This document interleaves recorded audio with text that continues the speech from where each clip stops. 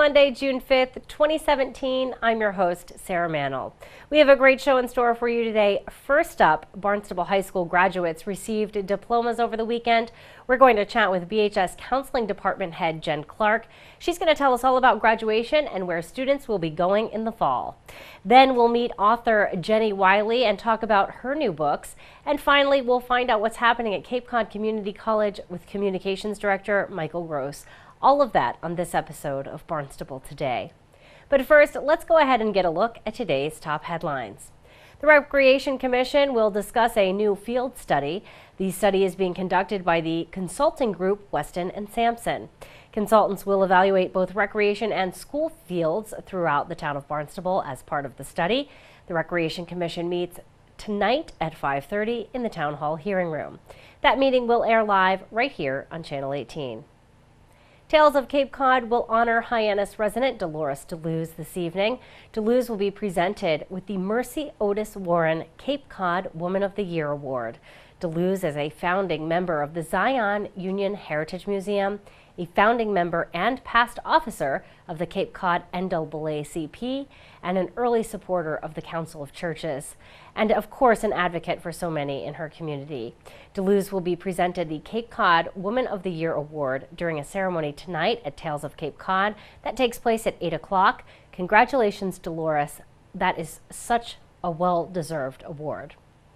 DBW crews hope to improve access to the Craigville Beach bathhouse. Town officials will present plans to the Conservation Commission this week.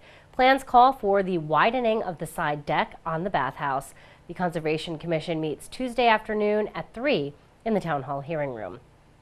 Well, up next, we'll chat with Barnstable High School Counseling Department Head Jenn Clark. So Jenn, such an exciting weekend for Barnstable High School seniors who graduated. Yep. It's a big moment for these students. What is it like leading up to graduation for seniors? It really is exciting, Sarah. You know, we've got about 350 students who graduated just this weekend, and we actually have about another 10 to 15 that are going to be graduating in August. And it's a huge monumental experience for them.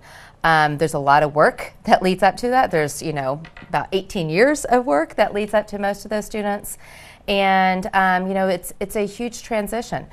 There's some students are nervous, most are excited, and, you know, they're all going off to new experiences, whether it's going into the workforce, going into the military, going to 4Cs, going to one of the state colleges, or going to college across the country. We have several students who are going to college out west, in the south, and all over the country. So it's a really exciting experience for the students and their families, and for us as well. So interesting that there are so many paths for students to choose when they leave high school right now. How does it work? The school counseling department is there for students from the time they get into the high school. Even in 8th grade, you guys are working with students, trying to help them figure out where they want to head, what classes they should focus on in high school. How does that work? Just talking about college with kids, or, you know, without pressuring them, or you're giving them their options? I think, you know, as you said, that we get the kids when they come in as 8th graders, which is really awesome because we spend a lot of time really getting to know them as 8th graders.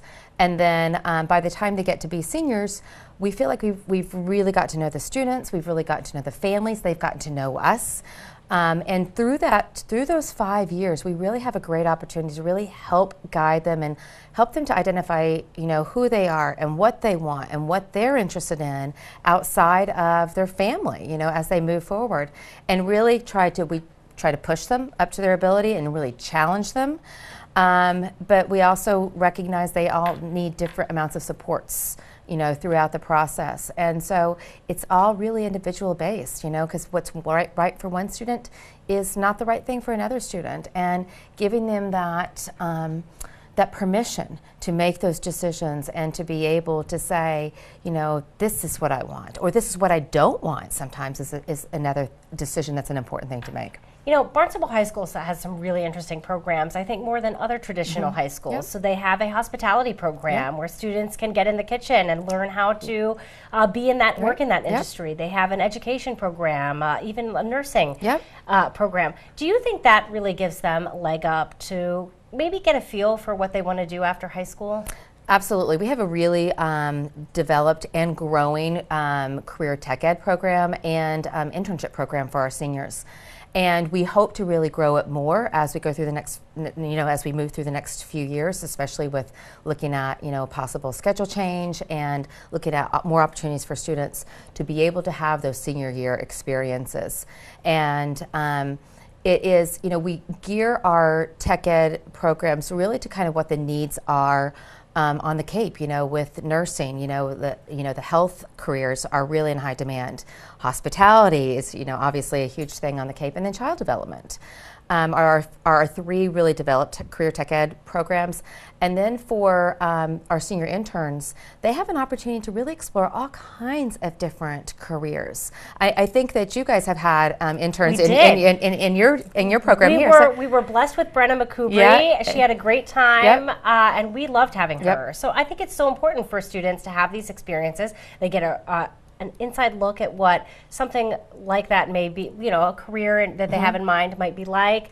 And maybe it's to say, oh, that is not what I want to do, or, I really did like that. Also, I think it gives them a leg up as they move forward in their future because they have already an internship under their belt, which is a good sign for even the next internship that they get, which is so important in job placement. It really is, and that internship helps to build the resume, but like you said, it also really gives them an idea of maybe what they don't want to do, and it can save, that experience can save a lot of money for them in college if they have a better idea of what they want or what they don't want. And many of our students, in fact, almost all the students who've done an internship program said that is like the best experience they've had at Barnstable High School because it's real world learning experience for them. Yes, so exciting that they have that opportunity, really. So you have kids graduating or that graduated over the weekend that are heading all different places. What are some of the schools that stick out in your mind that some will be attending? We have students who are attending school, the University of Utah, Yale University, University of Vermont, Tampa. We have students attending kind of a broad range all over the place. And what we're also seeing is that we're seeing students who have been accepted to more of the higher tier 4-year colleges, but who are choosing to start their education at 4Cs because of the really incredible programs that 4Cs has really developed over the past few years. And it really, they're making very conscious, very financial savvy decisions. I'm so glad to hear that because that is something that's so important. And I think our generation, when you went to school, you were told this is healthy debt. Take it on. You need that education. And then you find out you're not necessarily making that much more money in the career that you've chosen. So it's really interesting. Are you talking about with students about the financial issues related to education? We are, and we're doing it a lot more than we used to. Kind of like what you said, it was a very different world 20, 30 years ago when students went off to college. Now, as we all know, college debt is just in the trillions, and we feel like it's really part of our responsibility to help guide students and families in making those decisions. So we have those conversations with students and with parents, and we guide them to resources that can really help them make good financial decisions. We have a great example of a student who graduated a few years ago. She went to 4Cs for 2 years, and then she transferred to Suffolk University, got her degree at Suffolk University, and now she's in law school went straight into law school at Northeastern. She can afford to go to law school because she didn't have all of that debt. And that really does make a big difference as to, you're getting that first job out of college. You're not necessarily going to be making the money that you need to make to pay that debt. So really important to think about that. Interesting. Well, thank you for joining us today. You're welcome. Telling us all about graduation, where students are going, and what your department does as well. We really appreciate it. Thank you, Sarah. It's really an exciting time, and we're really excited to be here. Okay, thank you. Thanks. Our guest today, of course, Jenn Clark. She is the School Counseling Department Head for Barnstable High School. Former Cotuit Library Director Jenny Wiley recently published 2 children's books. We got a chance to chat with Wiley about her writing. We share that interview with you now. So Jenny, thank you so much for joining us today. So excited to talk about a new venture for you. You have published 2 children's books. Yes. This is very exciting. When did you start writing? actually started writing when I was very little. Like as long as I can remember, I've been writing. And even when I didn't have something to write with, I was always making up stories in my head to kind of get me through the day. I was a daydreamer. But these two stories came about when my daughter was very young, and I was just sort of telling her stories in the evenings to help her calm down and get ready for bed. I wrote them down after I had told them to her, and they kind of sat in a drawer with a lot of other things that I've written over the years. I never really thought about publishing them or putting them out there for other people, but the opportunity arose, and so I took it. And now I've got 2 books that I need to sell. And I'm very excited. The Wind and the Water is a love story, but it's a little bit different. It's a love story about the wind and the water. That's right. Tell me a little bit about the inspiration for this story. It's like a folk tale in the way that it goes through. It starts out with the little girl named Amelia Jean, and she's out fishing with her grandfather, who she calls Pops. And they are out, and the storm starts to kick up, and as he's bringing the boat back into shore, she's scared. And he starts to tell her a story to get her mind off of what's kind of going on. And the story is about the day that the wind and the water met, and then how they fell in love, which in the end explains how thunderstorms come about. And it ends with the two of them sort of safe and snug inside, watching the storm outside, and finding out the end of how things worked out for them. I love folklore and fairy tales and those types of things that really allow kids to see things in a different way, or can calm them and make them sort of, I love creative stories like that. Let's talk a little bit about Little Dragon Flies in the Sun. This is so interesting. I love the little dragon. Yeah, he's cute. He's a very cute little dragon, and the story is that this little dragon, and it's quite a little dragon. It's living in a very tiny little cave, and it's sort of cut off from the other animals in the woods that are around it, because it doesn't really, they aren't the same. There's not really a connection for it. The dragon is frightened to go out during the day, and the dragon has a dream. And in the dream, he finds some courage and is able to leave and go out to explore to see if there are others like it. And in the end does meet one, and they fly in the sun. So exciting that you were able to take these stories that have, like you said, sat in a drawer, and to bring them out and to publish them and share them with others. You're the former library director of the Cotuit Library. Are you going to be making the rounds at local libraries here on the Cape to promote the book or share your stories with Cape kids? Yes, I'm hoping to hit the libraries on Cape and on the islands. I'm also going to be doing the rounds in Pennsylvania, where I'm originally from. And then in October, while I am overseas doing some other business work, we're actually going to be doing a tour in the southern part of England through libraries there. Oh, so exciting. Yeah. So, you know, having worked with books for so many years, having written for years, are you excited about the new venture and putting your work out there, or is it nerve-wracking to see the response that you get? It is equally both. I'm sure that there are a lot of other people in the world who have the same experience that I do, where when you're in a project that you love doing, you're so engrossed by it that you're not thinking about outside opinions. And then once it's out of your hands and it moves on, lots and lots of self-doubt creeps in, and you start to wonder, like, what was I thinking? Is this a good idea?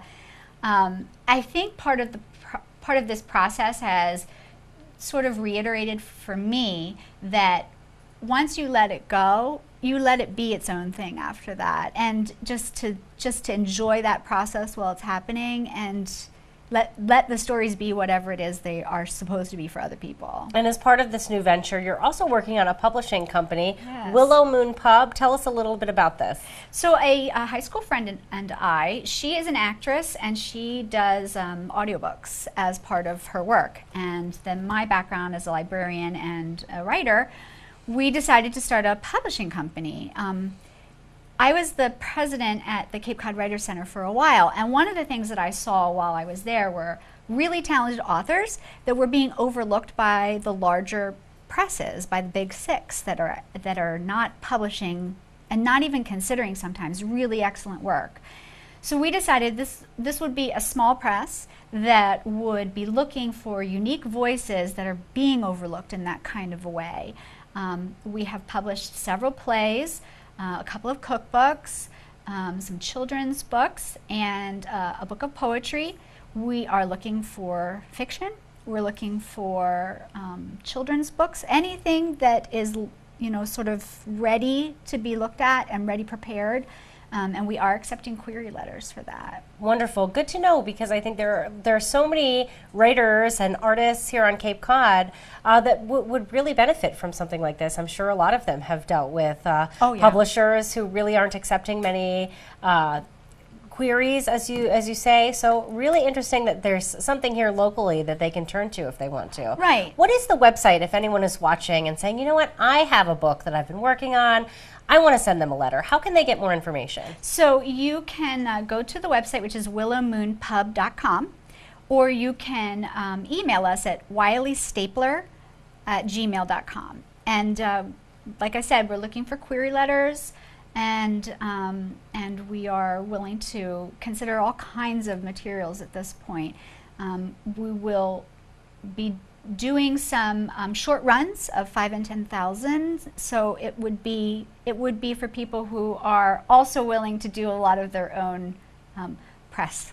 Yeah, absolutely. and marketing. And isn't that part of being an author nowadays? It is. Really getting out there and trying to share your work with others. It is. I'm very excited about these 2 books. Where can individuals, if they want a copy, where can they get them? So you can get these both on Amazon. They are also both in audiobook, which you can get on Audible. They will both be on Barnes & Noble website as well. You can get them from there. You can buy them direct from our publishing company, and we're working with some distributors to get them out into other venues as well. Well, we're very excited for you. Congratulations. And of course, if you have any local engagements, let us know, because we'd love to share that with our audience. Absolutely. Thank you so much. Thanks for stopping by. I can't wait to enjoy reading these books. Oh, thank you. Our guest today, Jenny Wiley, she is a local author here on the Cape. Cape Cod Community College honors a teacher they call the Pied Piper of Science. We're going to learn more about that and other summer happenings at Cape Cod Community College with Communications Director Michael Gross. Michael, thank you so much for joining us this morning. Really excited to chat about something. I know commencement is always a very big time of year at Cape Cod Community College, and this year a professor is being honored. True, absolutely. Now, certainly the public knows that we award all of our certificates and degrees at the Cape Cod Melody Tent. It was Thursday the 25th. But at that ceremony, we also honor one among the faculty who has been chosen by the faculty to receive the Excellence in Teaching Award. This is a very big honor for a faculty member, because this is peers saying, we really appreciate what you do, and you do it well. And this year, Eric Arsnoff, who is known really as the Pied Piper of the Science Department, was chosen by the faculty to receive the Excellence in Teaching Award. Eric loves young people, loves teaching, loves the sciences. I mean, this is a person with a master's degree in physics, in astrophysics from the University of Michigan, and yet he's right out there in the midst of all of them with our young people in Summer of Science, teaching them everything about rocketry and about the stars. In making the nomination for Eric, I think what really struck me as I listened was that all of the faculty agreed that this was someone not only just dedicated to his profession, and people think often that faculty are so involved in their discipline that that's really all it's all about. But here it's not. And Eric's dedication to his students, he's really something very, very special, and really working to make them stretch themselves and be more that they can be. I think another part of the nomination that really struck me is that Eric, it was noted, goes to our O'Neill Center for Disability Services and works with the staff there to do the very best that possibly can be done for students in his classrooms who may learn differently. Wow. And just an amazing honor. And so Eric, who is just somewhat pretty quiet, humble. He's not out there looking for, all the accolades. Was brought to the center of the Cape Cod Melody tent by President Cox and received the Excellence in Teaching Award this year. A really big deal. Michael, do they call him the Pied Piper because he makes students want to take science courses and join in? Well, and in fact, it's been seen that a student will take one class with him and decide that next semester he's going to teach something else. Well, I'll take it with Eric. So students have tended to follow him from a basic science class all the way into physics, and maybe started some excitement in the STEM area that maybe they hadn't thought about. So he really is, teachers. And he has so much fun at it. I mean, he's just very, very engaging, positive guy. When a teacher is engaged and really excited about what they're doing, it shows, and kids respond. It's an amazing, without a doubt. Amazing thing, and great work to him, and just congratulations to him for getting that honor. What a special honor. I want to talk to you too, very exciting. The first aviation class graduated. That's true. With our students who are in the airframe part of the two-part program, airframe and power plant, we had 10 students who actually received their academic certificate in the program, and 2 of them have already gone on and sat for their FAA certification test and earned it. And that is really spectacular. These are individuals, one's from Forestdale, Stan Lane, the other is from Plymouth, Joe Ritchie, who in fact have been certified by the FAA to repair and maintain airframes, everything from the wings to the body to everything other than the engines, and they're continuing in their study, in fact, to go in and work on engines. But this is a first. These are the first 2 students to receive the FAA certification. We have other students who are sitting for this exam now. It's an incredibly intense exam. It goes from both all kinds of different questions and written to literally the examiner can just tell you to do anything. Go change that aileron or go take the dent out of that or whatever it is. Yeah, so physically, this you isn't have just to do it a as pen well. and paper exam. This is a really hands-on experience. Absolutely, and how they go about the repairs and maintenance is scrutinized very, very carefully. Again, I suppose we all want them to do that. Anybody fixing our airplane, we want in really good shape. But this is wonderful. These 2 individuals are the first FAA certifications, and we expect more to come. Some thing that's interesting about this program, we did have 10 students who earned their academic certificate, but they were so busy on commencement day, they didn't even come to the ceremony. They were up still staying in class. Wow, that's amazing. They must love what they do and love the training. They are so focused on it. If you ever get to Plymouth and to stop by our facility at the airport, you will see people so focused. It's really exciting. I want to talk to you too before I let you go. Summer of Science is a thing that Cape Cod Community College has done for kids for a long time now, but you're adding something new this year, Summer of Arts. Tell me about this program. It's true. The Summer Arts Academy, certainly Summer of Science is going to go on, and for all of those who have young people in grades 5 through 8, it's just an amazing program through the summer of all kinds of science activities. But this year, we've added a Summer Arts Academy. Vanna Trudeau and a number of our people in our arts area are going to provide a whole series of activities for students grades 5, 6, 7, and 8, beginning the week of July the 10th and then going right straight through the summer. They're going to do everything from learn how to do animation, how to make music videos. The students themselves will do a little bit of theater. They'll be learning how to do theatrical illusions and magic, really something special that we've not offered before. And if you have young people in the family who really enjoy theater, really enjoy crafts, things of that sort, we'd suggest they take a look at our website. If you go to the college's website and just put in Summer Arts, you'll see a whole series of activities from July right straight through August. And really a fun addition to the Summer of Science that we have here. Now we have the Summer Arts Academy. I love it because sometimes, Michael, kids aren't necessarily athletic. They may not be into sailing or swimming. So this is a great option for those kids who may want something to do this summer but may not be inclined to get on that sailboat. So thank you for telling us all about it. Absolutely. We really appreciate it, Michael, and look forward to chatting with you again next week. Thanks so much. All righty, bye-bye. Have a good one. Bye-bye. Our guest today, Michael Gross, he is Cape Cod Community College Communications Director. Now let's find out what's happening around town in today's community calendar. The Hyannis Youth and Community Center will host a bike rodeo this Saturday, June 10th. The first 50 kids in attendance will get a free bike helmet. Kids can also bring their bikes with them and get a free bike inspection by C Sports. Kids will also be able to play games and meet members of the Hyannis Fire Department and the Barnstable Police Department. And while they're there, parents can have members of the Hyannis Fire Department inspect their car seats for proper installation. The bike rodeo will be held at the Hyannis Youth and Community Center this Saturday, June 10th from 11 to 1.